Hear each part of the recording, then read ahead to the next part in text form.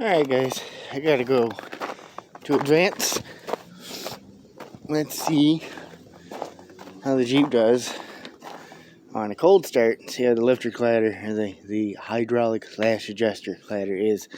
Because those are getting mildly worn out, and I'm thinking about replacing those too before it pops a rocker one of these days. It's got a brand new Die-Hard battery in it that I put in there 2 days ago. And it's currently 12 degrees,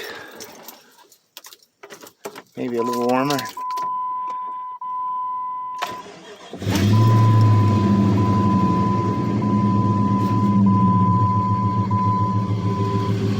Alright, so it's currently got AMSOIL in it, and the lifters, or the lash adjusters, nothing is clattering on a dead cold start. The only thing you can hear is the power steering pump, which the power steering doesn't really work anymore. I need to replace the pump. But that's the quietest this 4.7's ever been. If you look at my old, or like from start of winter, cold start videos of this thing, you can hear it clatter from inside. So AMSOIL really did make the difference. And that power steering pump is so fucked.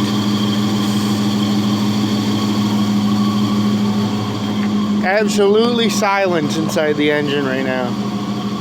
That's amazing. I might not actually have to do the lash adjusters. They might have just been a little gummy and it cleared it out.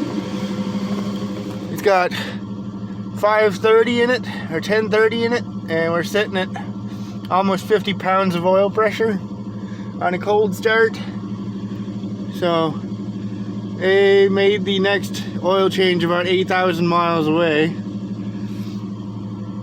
Now the phone's not going to focus, but I'm going to let this warm up and let's cruise on down to Advance.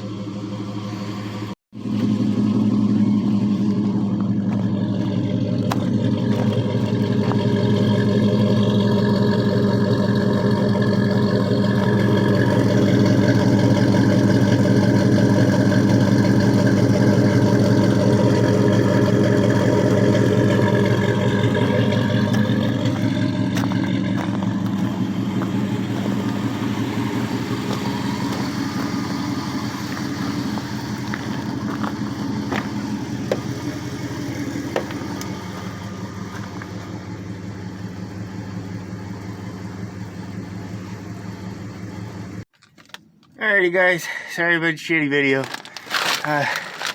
Up underneath the Jeep and the frozen snow, and doing a transfer case fluid swap. It's gonna need that seal eventually, because that's leaking like a sieve. Well, not that terrible, but definitely leaking. And I'm gonna see what comes out of this transfer case. Thankfully, even though the bolts were corroded as hell, they came out fairly easily.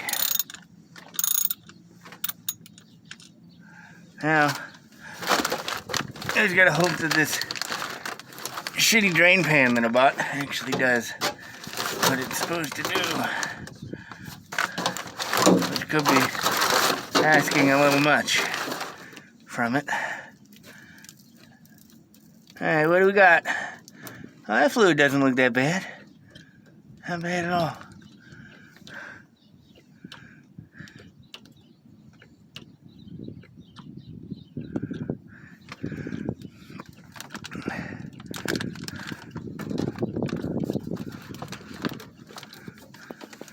I just gotta keep it from spilling on the ground. Come on, drain in the container.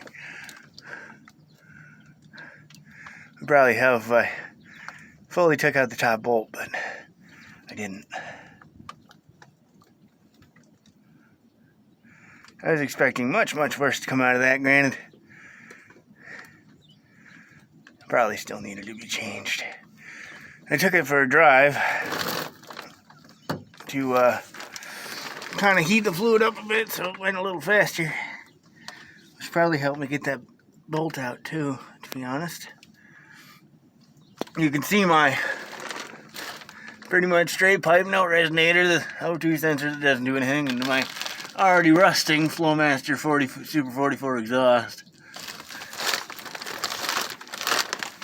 Alright. So, let that drain for quite some time. There's no metal chunks coming out of it, that's good. That's actually fairly clean. I expected it to be really, really nasty. And also it doesn't look like it was too low either.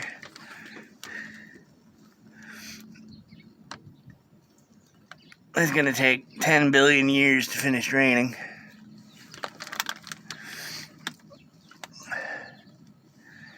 I spent like $300 on parts, jack stands, a bottle jack, ramps, and a whole fuckload of wrenches. And I'm doing this in my apartment parking lot. So if I can do this, you guys can do this. Alright, call that good.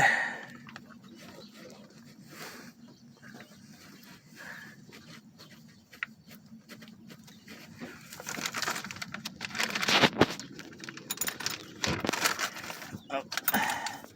Well, I'm not going to be able to film this, but I have 3 quarts of genuine Mopar transfer case lubricant, and I'm going to stick my little pump thing in there and pump it into the transfer case.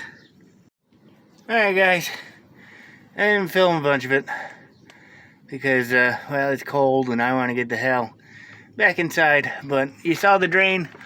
Basically stick the bottle up in the top fill hole and just squeeze it until it starts overflowing out the top. It took roughly like a quart and a quarter. You can't really see it, but well, more like a quart and a half. It specifies 2 quarts, but I still have an inch left of fluid in the bottom of the first one and a quarter left in the bottom of the second one. So yeah, not too terrible. Hopefully the Varilock starts working in that transfer case, because at the moment